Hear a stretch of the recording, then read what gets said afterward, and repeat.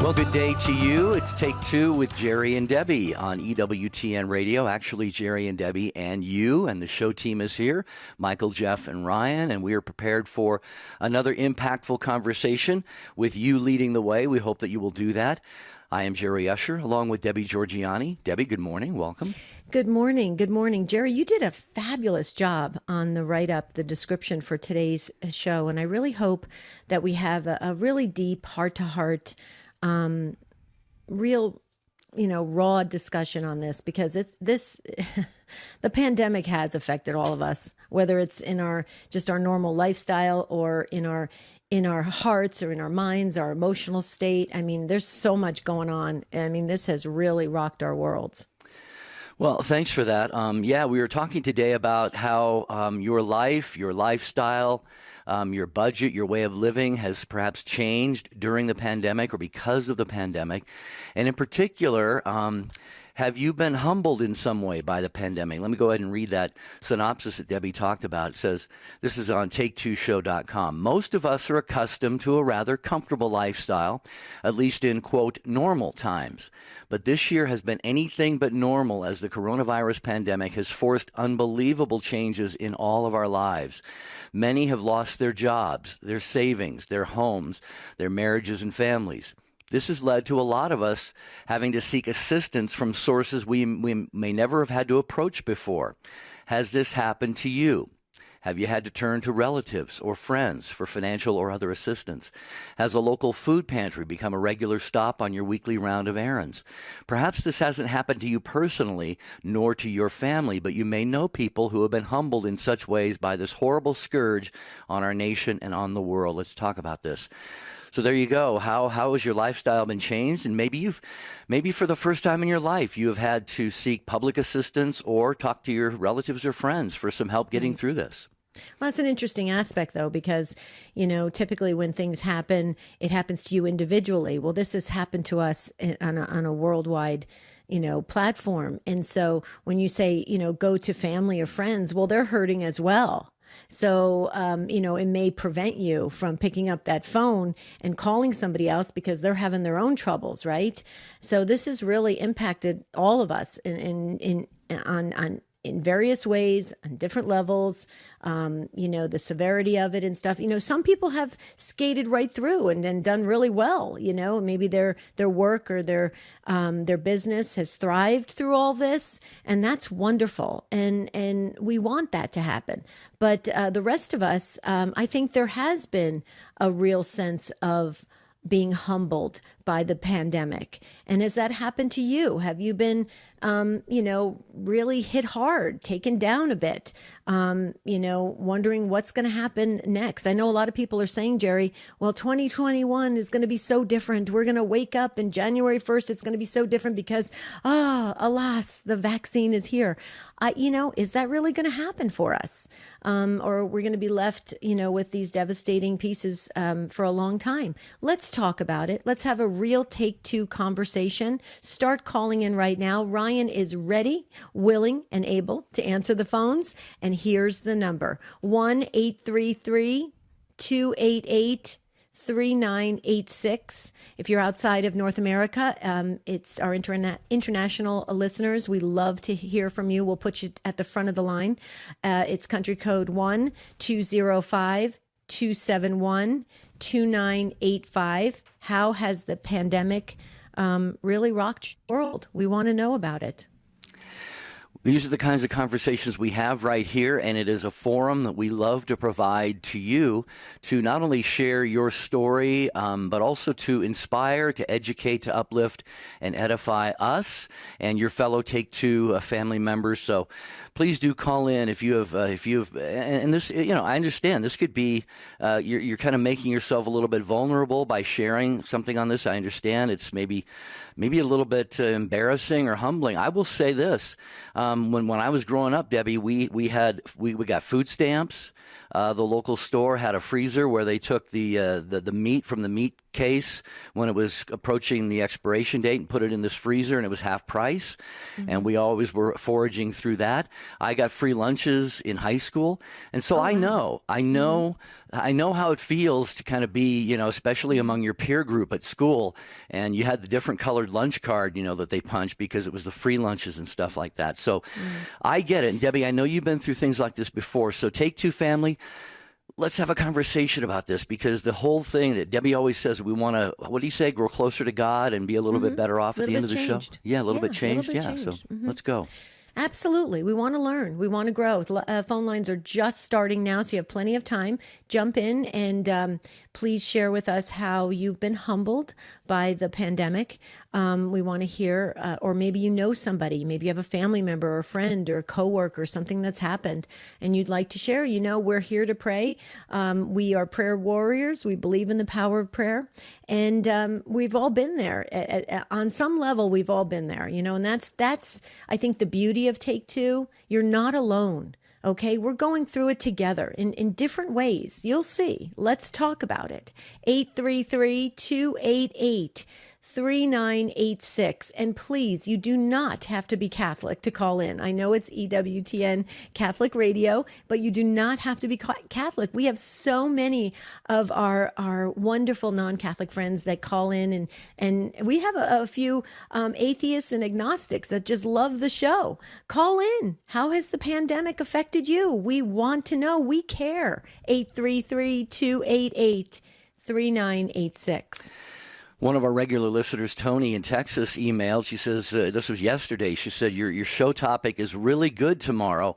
I bet that you'll get a part 2 out of it. Well, we might. But she says, I was in great shape last year after I officially retired in July, and SSRI checks starting in September, until the coronavirus hit and changed things. Then it became a whole new ball game. So there are countless of us out here who have been changed, humbled a little bit. Maybe you've learned how to stretch your dollar a little bit. What kind of lifestyle changes have we had to make? Maybe like Debbie said, you've been in a good position and you're the one who's offered and been able to provide that help to your family, your friends, your loved ones, people at church. 833-288-3986. And maybe you're seeing some of your friends or family members, they have, families and they're married, and you're thinking, okay, they're fine. They have a companion. Maybe you're going through this all by yourself. Okay, we want to be there for you. Call in 833-288-3986. Remember, this is your show, Take Two, with Jerry and Debbie and you. We hope to hear from you. Call to communion. Through EWTN Radio, we talk to audiences all over the world. One thing I've found out is everybody in the whole world has the same set of questions. They live the same human life. They all want meaning, they all want love, they all want significance, they want forgiveness. That's the most fascinating thing to me. The same answers work wherever you are throughout the world, because we're all children of God. Call to communion with Dr. David Anders, this afternoon, 2 Eastern on EWTN Radio. This is Mike and Alicia Hernan with a Messy Family Minute. For years, we felt like bad Catholics because with our young family, we didn't have enough energy to cooperate in our parish campaigns to do works of mercy in our community. Then the realization came, the works of mercy can be practiced in the home. As a matter of fact, they should be first practiced at home. What do parents do every day?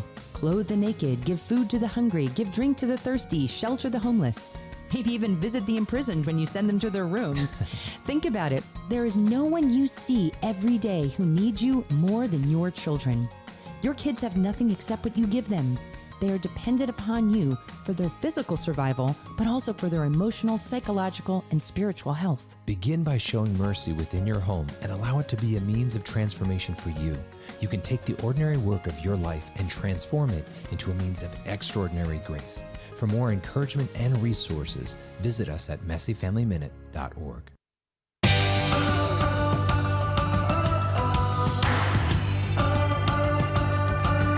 Well, as always, you, the Take Two family, have a lot to say about our topic today. One phone line open, excuse me, at 833-288-3986. We're talking about changes you've had to make during the pandemic, and maybe even to the point of being a little bit humbled by that, having to receive, government help, public assistance, assistance from family and friends, churches. It's not something to be embarrassed or ashamed about. This is life deals us blows like this sometimes. So let's talk about that, and let's also be uplifted by the Rosary. EWTN brings you that twice a day and has been for over a quarter of a century. That's right, over 25 years.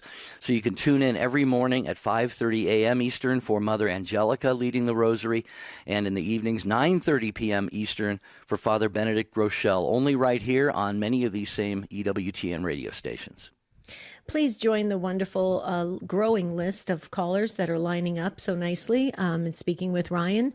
All you have to do is dial 1-833-288-EWTN. That's 833-288-3986, and you'll speak to Ryan. He'll chat with you for a few minutes. He'll put you on hold. You get to listen live, and we'll just, seamlessly move you right into the discussion. It'll feel like we're in a virtual living room, okay, totally relaxed, having a nice, cool drink or hot cup of coffee or something of that, or cup of tea, and we're just talking as friends, as family members. That's what we want to do on this show. So Patrick is up first, and Patrick is in Washington, D.C., listening on Guadalupe Radio Network, and is a first-time caller. Welcome, Patrick, to Take Two. Thank you very much. Appreciate your show. I listen to it a lot. Thank you. Especially on my morning commute to work.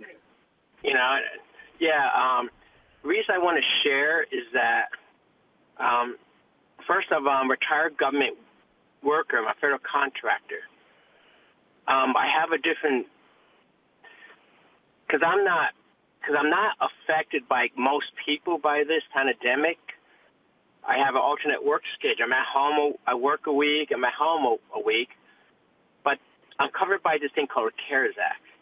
And my struggle is why I'm not affected by others.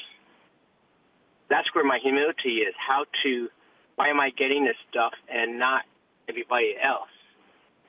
And, it's hard to, you want to be thankful, but it's hard not to feel guilty, because a lot of what I'm covered under should be going to people less fortunate than me.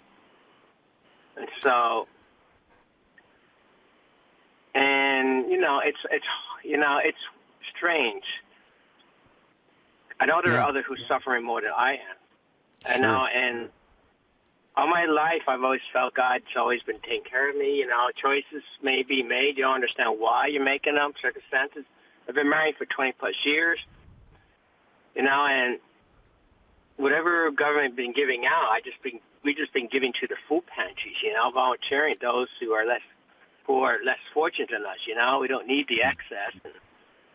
But it's still hard to, not everybody's suffering the same way, and that's the hard. We're not in the same page. Well, Patrick, you mentioned that God is always taking care of you, and that's the God that we have, our Father and our Creator. There are passages in the Bible, about the two sparrows, not one falls from the sky without God knowing it. There's the one I think about, the number of hairs on your head or something. God knows everything, and he provides for everything. But Debbie typed over a note to me, and I was thinking the same thing. This is a perfect opportunity for you to give back, actually to be sort of like a channel of God's goodness and grace and abundance to other people. And I think if you're having a little bit of consternation over you receiving these blessings and other people who might be more deserving, then Debbie, I think you're right. What you typed over to me, I think this is a perfect opportunity for Patrick to bless others. Absolutely. You're a beacon of hope for others, Patrick. I mean, you're right. People are going through different things in different ways. Some are emotionally and psychologically really hit hard, and they're not expressing anything. So we think they're fine, right? We call them up and we say, "How you doing?" "Yep, fine." "Okay, all right, just checking in on you." But Patrick, it's interesting. I think if you really peel back the layers of each person, even those that seem like they've gotten through this okay and are getting, able to work at home or have a government job or something of that nature, or get some kind of assistance, they're still hurting. And I think there's absolute room, like Jerry said, for this ability for, if you have that extra time to be that source for people that people can lean on and really draw some strength from. I mean, people they're weary. They're getting extremely tired, disillusioned. It's so sad to watch how you can see their personalities change right in front of your eyes. Or I should say, when you're talking to him on the phone, because many of us aren't with each other or virtually.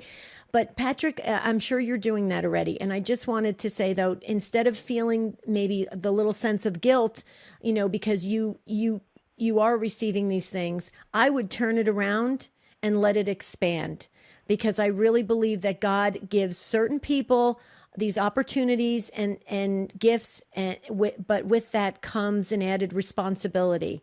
And I think he knew you could take that on. That's just my thought. Thank you. Appreciate that.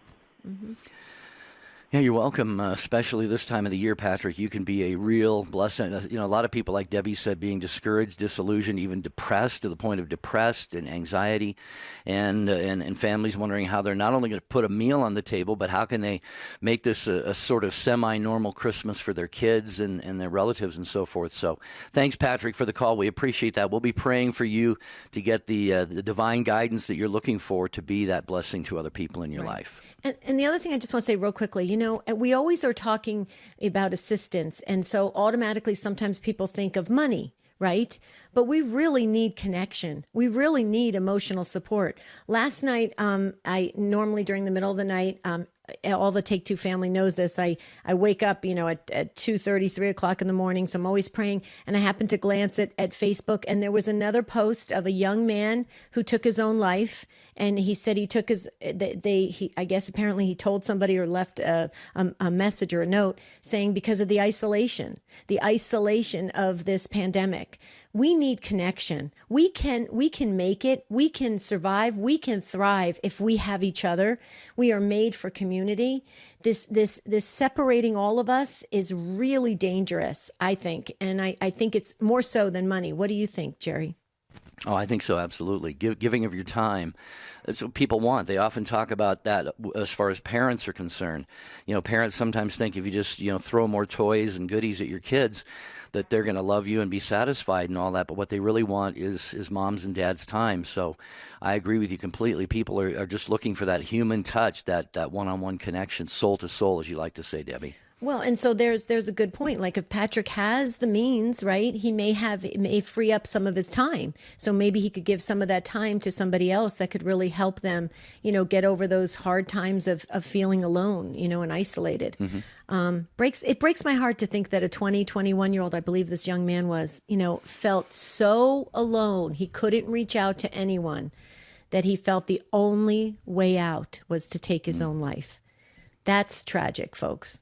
Yeah, Jerry? Let us pray for his soul and all those who are taking similar actions. Okay, we continue with Jennifer in Madison, South Dakota, listening on Sirius XM 130. Hi, Jennifer. So good to have you with us.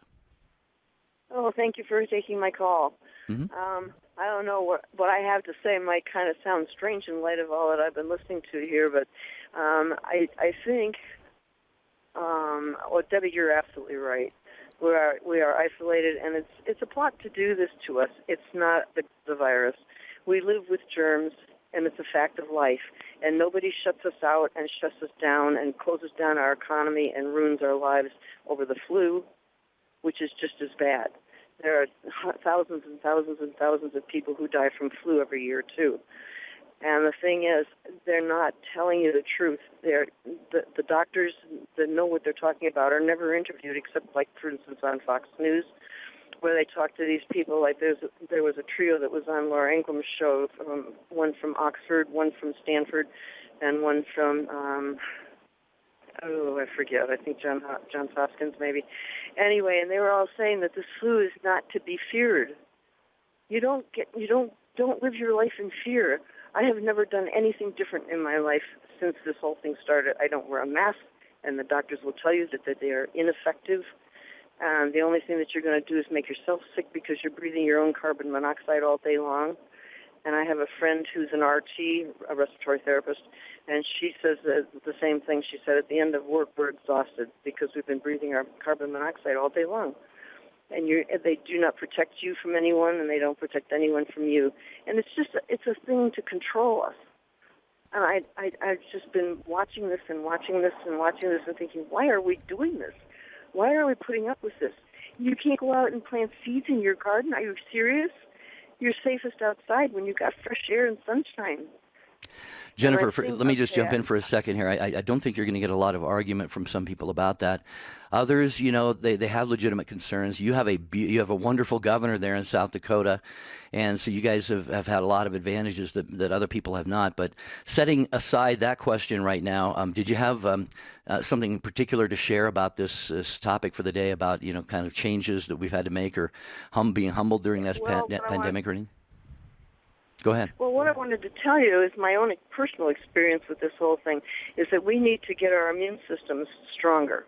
And I'm 76, okay? So, my immune system is a little weaker than others, and it gets weaker as you get older.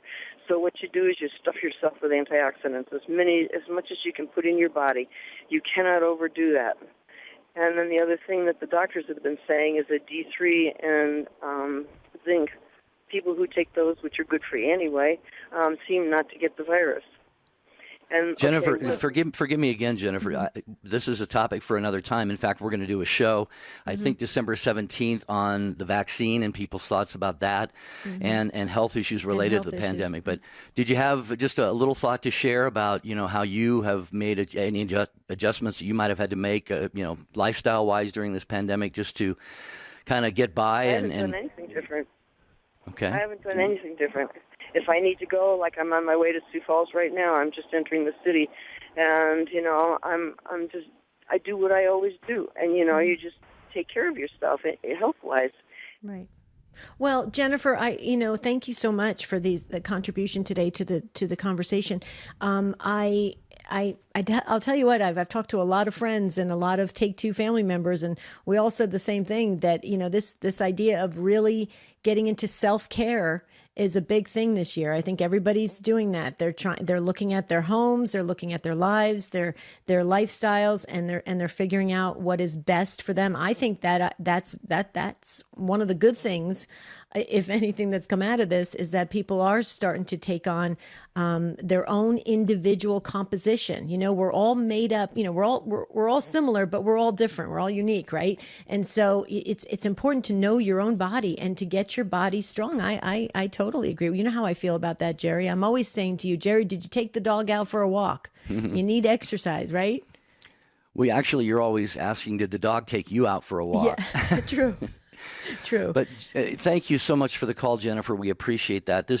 What Jennifer brings up in your comments a moment ago, Debbie, and then getting back to this young man who took his own life because of the isolation and so forth, it almost points to these two polar opposites. You have so many people, like you said, taking self-care more seriously now than they had before. And then at the other end of the spectrum, you've got these people who either don't know how, they don't have the wherewithal to do that, they don't reach out to other people. So we've got there's a lot of room in between there, but it's almost like polar opposites. Yep, I completely agree. And the other thing I just wanted to say real quickly, I think sometimes people are hesitant to reach out to friends and family members because they don't want to bring them down any further than they already are, right? So you don't want to say, well, I'm not going to, maybe I'd be hesitant to pick up the phone and call Jerry, right? Because I'm like, well, Jerry's bummed out about the pandemic. Look at California's in a lockdown and everything. I don't want to bring him down any worse. So I stuff it, right? I keep it all inside.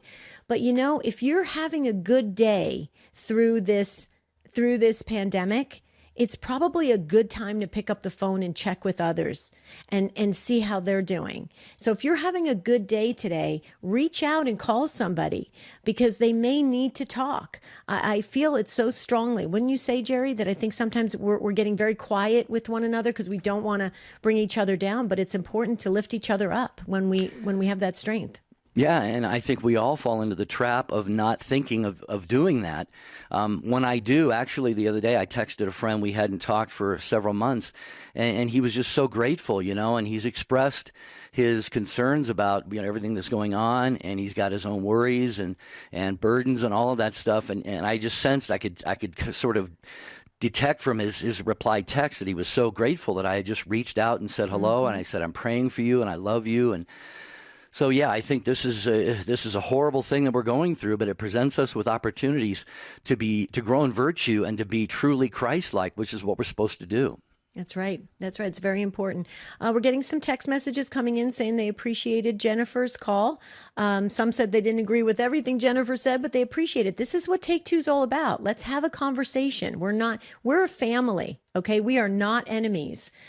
Jerry and I have made that abundantly clear at the very beginning of Take Two, right, Jerry? We said we are building a family here, and what do families do? We converse. We even have debates. We even have maybe some arguments, but we're a family, and we love each other, right? We do. Right? All of our arguments end in peacefully and with love.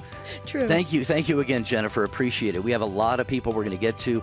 How has the pandemic forced you to make changes in your life, your lifestyle? Have you been humbled, having to receive or seek out assistance maybe you never dreamed you'd have to before? Arthur, Michael, Weezer, and Mary and the others, you're straight ahead here on Take Two. If you haven't seen the original documentary, A Wolf in Sheep's Clothing, you can see it right now free for a limited time. Go to EWTN.com and click On Demand. That's EWTN.com, click On Demand.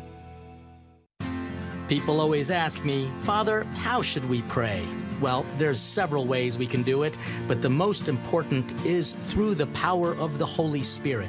We have to pray from our heart. We have to pray honestly and sincerely.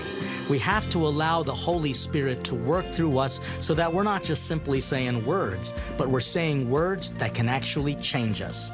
Prayer, if it changes us, then we're doing it right. Father Benedict Rochelle. Brothers and sisters, we got to tell the truth in this country. For heaven's sakes, I wouldn't want to go to a synagogue and find that they were having a Muslim service. I wouldn't want to go to a mosque and run into a Baptist service. I don't want to go to a Baptist church and find out that they're having Mass. We've got to be honest to ourselves. We've got to be what we are. I'd rather a good old-fashioned, honest agnostic than a phony Christian any day of the week. There are reluctant agnostics. There are atheists who are searching for God, and they may find him. But somebody who says they're doing something in the name of God, in the name of Christ, and God and Christ have nothing to do with it, is violating this commandment. I am the Lord your God. You shall not take my name in vain. The people you know and trust are on EWTN.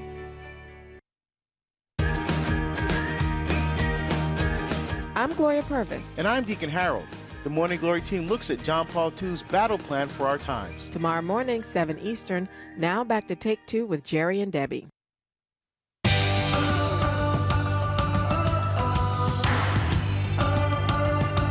We're getting a lot of great comments coming in. You seem to really love this discussion. So we'll definitely put it on the calendar again for the future, because we think it gets full participation from around the country. And that is wonderful. So if you want to jump in, feel free by dialing 1-833-288-3986.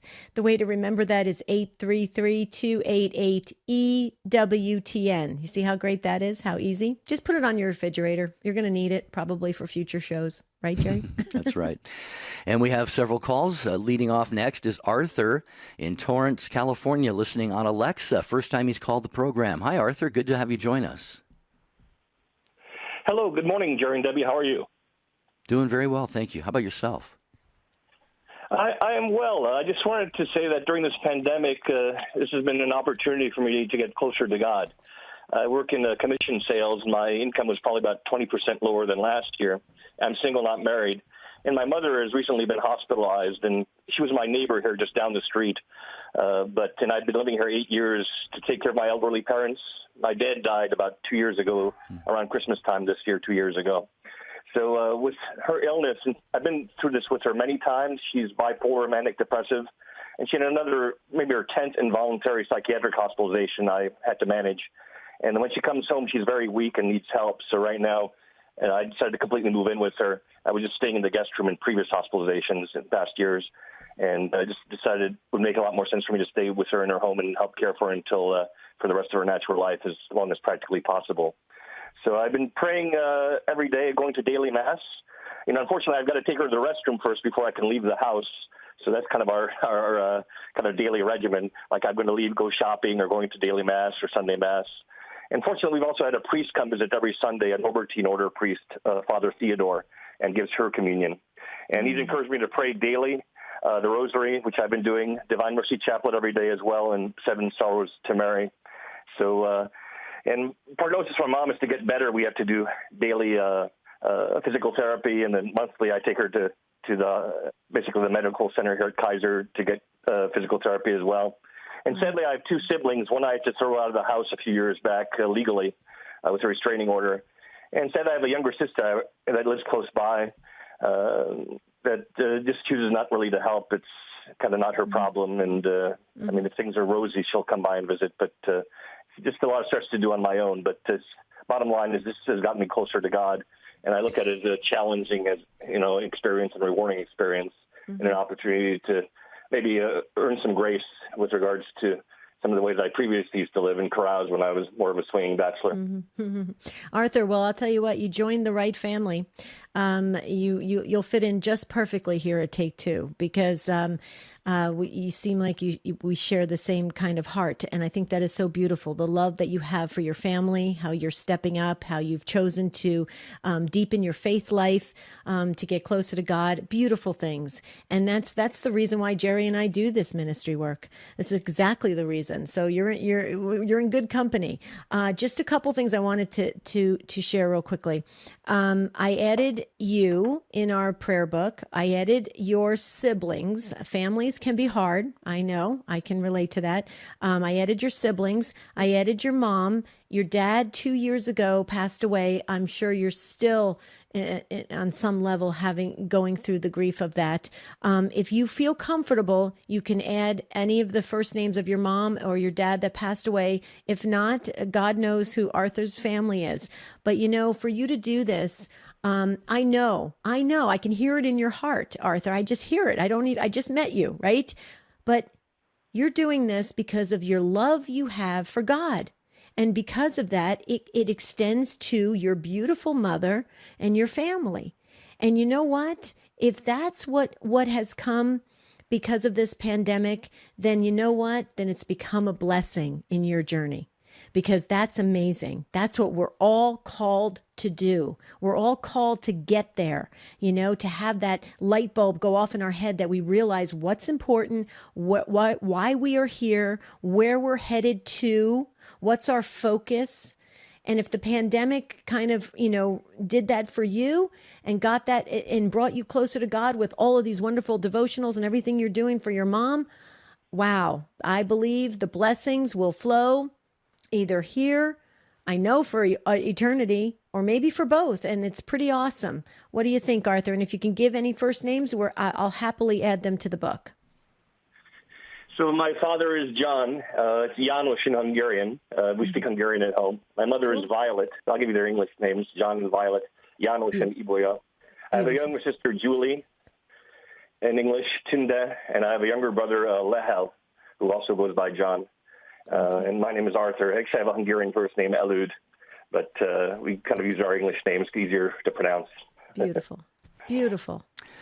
Yeah, I can only add to what Debbie said with one thought, Arthur, and you know this already. Where would your mother be without you? Okay, you have been selected, personally handpicked by God. You have other siblings, like you said, that may not be in the picture or as much as you think they should be or that they probably should be.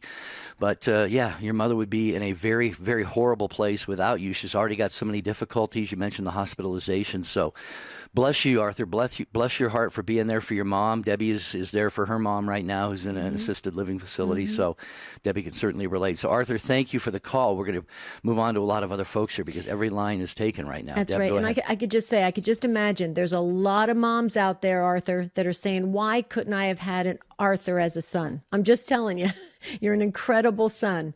Okay, that's amazing. And you just have to imagine that the good Lord is smiling on that you are honoring your father and your mother, your father who passed and now your mother who's with you. Wow.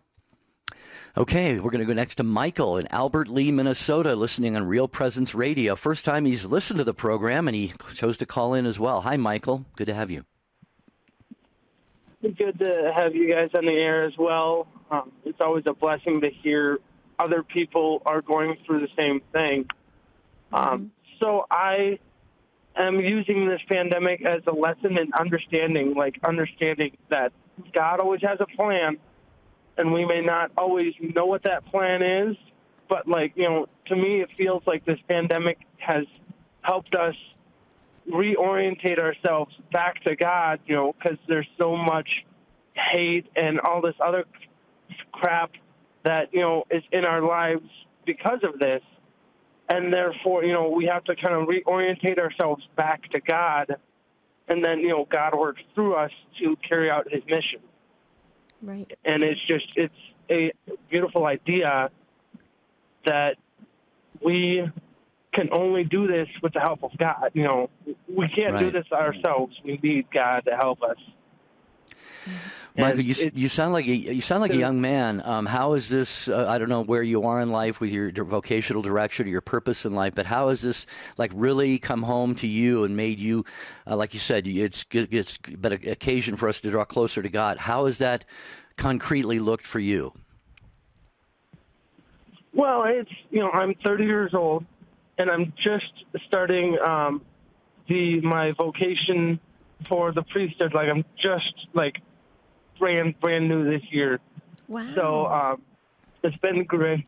It's been great, and in this I've taken it as a lesson in stewardship. Just because I don't like wearing a mask, but by wearing a mask, it sets the example for others to to be more than just be selfish, do more for others, kind of idea. Wow.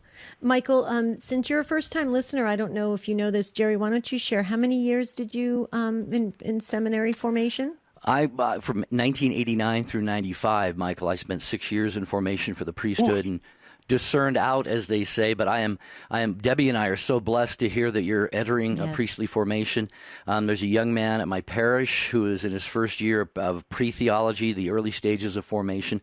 So you can be assured of our prayers, because, Michael, you are headed for a very glorious vocation, if that is what God is calling you to. But don't go in with your eyes closed either, because the priesthood is a tough, challenging vocation, especially because some of the things we're going through right now. I'm sure you know that. Right, and it's great that they have us doing a propeditic year or a journey year. Think of college prep, but seminary style. And it's been great to kind of reorientate me from, I've lived a little bit, and now I'm reorientating myself back into praying and all this other stuff. So it's been great. I've been kind of using a lot of that to kind of go, oh, hey, this is what this means. This is the lesson here, and just taking little lessons from it. And, God will use whatever you will give him, He wants your heart, but he'll use whatever you choose to give him. Mm-hmm. Very true. And Michael, you were very young when 9/11 happened, okay, when the Twin Towers fell. And it was just a tragic event in all of our lives. And we watched it unfold either in New York, if people were actually there, or on TV on a regular basis.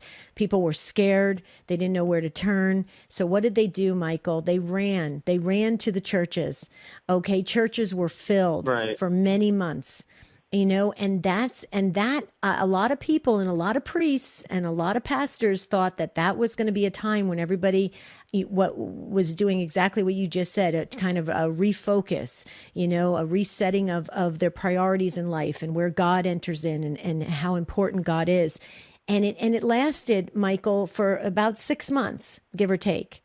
Okay. And then as soon as we were given the coast is clear, everybody went back with their lives the way they did. And really some of them went back fast and furiously because they wanted to, make the most of it or just, capture every moment.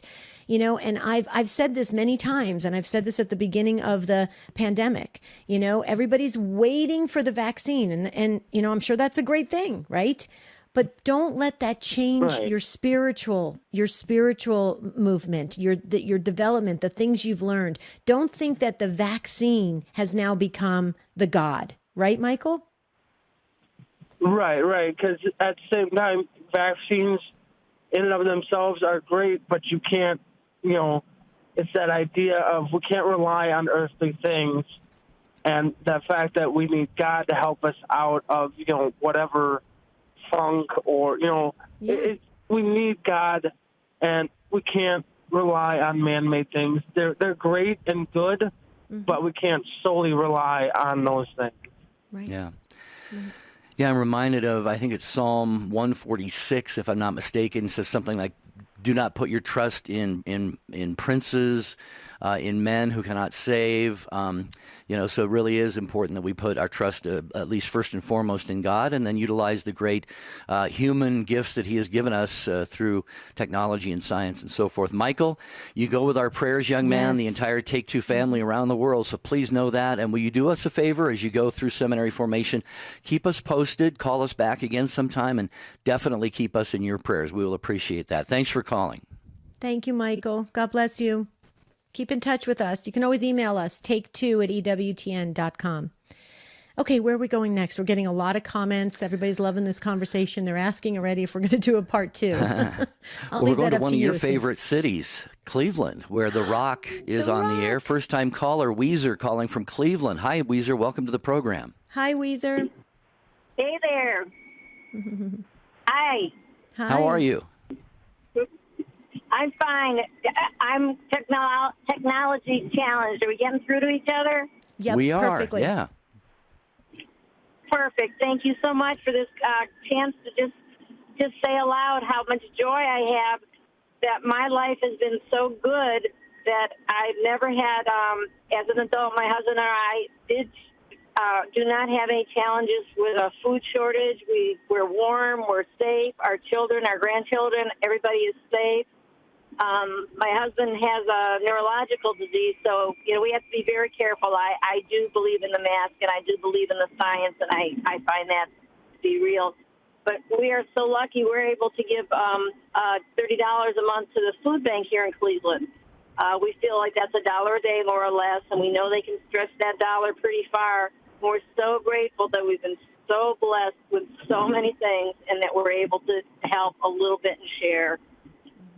Yeah, you can hear the gratitude in your voice, and you are giving to the community, and that's huge. And I think we're all called to do that, and it's good to hear that your family has stepped up. And just something I just want to say, because Jerry mentioned that you're listening on The Rock in Cleveland.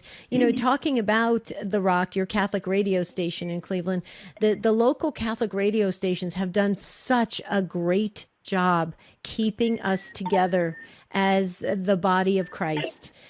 Keeping us supported and uplifted, and just feeling like we can make it because we're journeying together.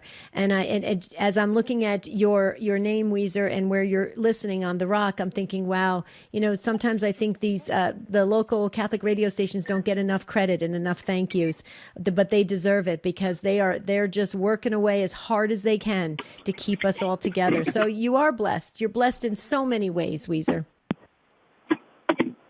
Thank you, and I surely concur with what you said about the gift of the radio station here. I've become a much more educated Catholic, despite going through Catholic schools my whole life, raising my children through there, and even being employed at a Catholic university for 25 years. My Catholicism has strengthened and deepened and become so much more true due to listening to The Rock. So I thank you for reminding me of that. Well, it sounds from what you just said, the 9 kids and all of the things that you do, there's a principle that if we're generous with God, God will be generous with us. And it sounds like He is doing that for you, Weezer, and we're so grateful about that. As you mentioned joy at the start of your call, I was just reminded of Philippians 4, rejoice in the Lord always. Again, I say rejoice. Debbie St. Paul tells us to rejoice when things are going well? No, always. How do we rejoice with everything that's going on in the world right now? That, I think, is, if we can unlock that secret right there, how we maintain our joy with everything that's going on. Sounds like Weezer and her family have done that, and it's something we all should try and do. Well, and we're coming up on the rose-colored candle of Advent, Gaudete Sunday, which is joy, which is rejoice. So that there's always time to enter into Advent a little more deeper, a little more with more intention, right, Jerry? And I just think it's important that there's no time like the present. So if you've kind of breezed over Advent and put up your Christmas lights and you're ready to go to open the gifts, hold up a little bit, and kind of see how God has plans for you. There's been a show that's been on EWTN radio for, I'm not sure how long, maybe a year-ish, something like that. And it's almost like God saw a lot of things that are coming right now, because that show I want to let you know about is Doctor. It's Saturday mornings, 11 a.m. Eastern time on EWTN radio. This show discusses practical and current medical topics with a focus on the dignity of the human person, both body and soul. Doctor is the official radio program of the Catholic Medical Association. We can't encourage you stronger to tune in at 11 a.m. Eastern time on Saturday mornings on many of these same EWTN radio stations. Did you share Deborah's comment from Facebook? I did not, but I'd be happy to if you'd like. Yes.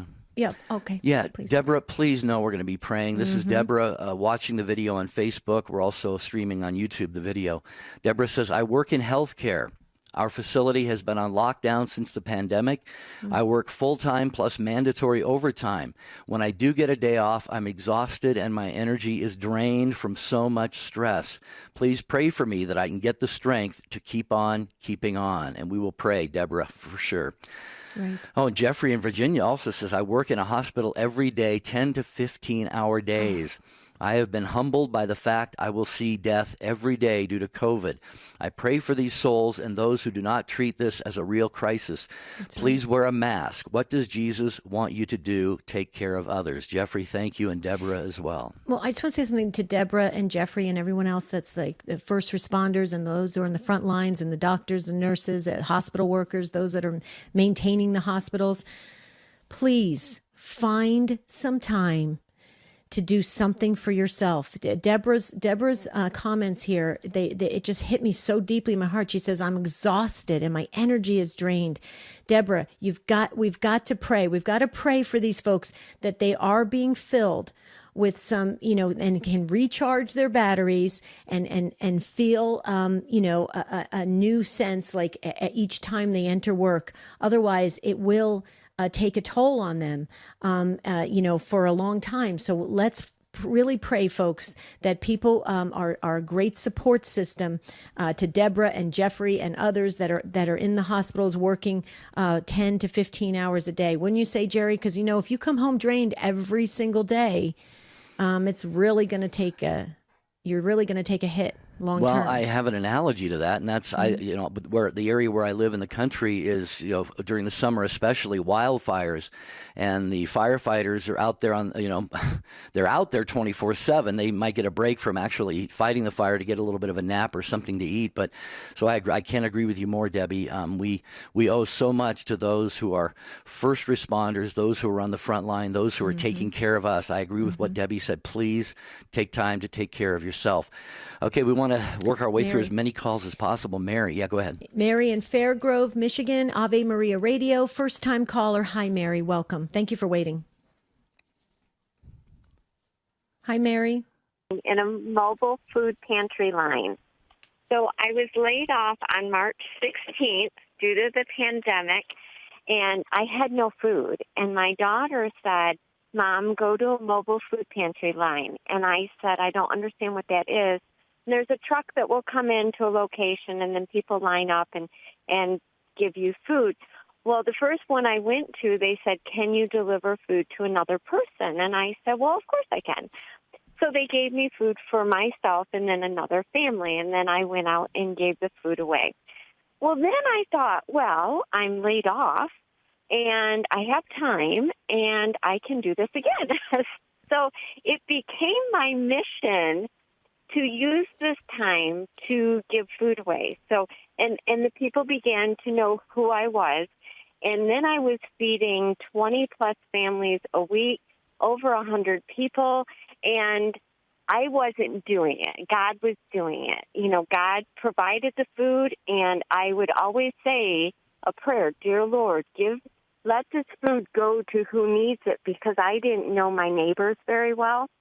So when I would deliver food, I would say, do you know anyone who needs this? And I met people I would never have met, grandparents who were taking care of their grandchildren while their children worked. I met people who had no vehicles. I met people who just had nothing. And I went into neighborhoods I wouldn't necessarily have gone into. But the best story I have, because sometimes I would get tired, like, is this really what I'm supposed to be doing, God? And I loved it. Every day I would be energized to do this. And I was doing it like 3 times a week. So one of these last times, there's a drug house, and I have friends that help me. And they said, Marie could use food. And I said, oh, dear. I said, I can do this. So I knocked on the door, and I said, I pick up mobile food from mobile food pantries. May I bring you something to eat? And she teared up. She's a grandmother. And I said, would you like a cake? And she says, I haven't had cake in a really long time. I said, no problem. Let me get it together, and I'll bring it to you. So a friend walked over with me. We brought 4 bags of food and a cake. This is what I didn't know. Weeks later, she saw me again, and she grabbed a hold of my arm, and I said, did you like the food? And she said, yes. Did you know it was my birthday the next day?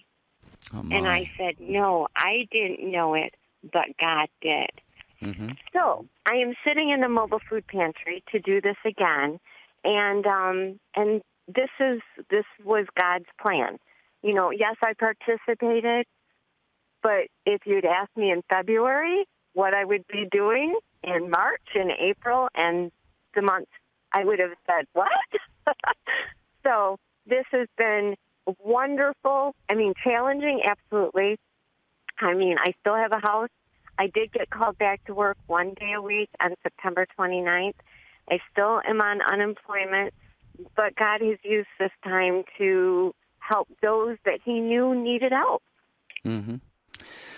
Wow, Mary, you kind of mentioned or made an allusion a few times to not doing what you wanted, but being open to what God wanted for you to do, and I think that is so important for us, especially at times like this. And you're doing something, like you said, you're stepping out of your comfort zone in a lot of instances on the delivery of the food there, and God is just showing you, He's pouring out His graces not only to you but through you. Debbie, this is a remarkable testimony, I think. You are perfect. You are perfect for the mission, Mary.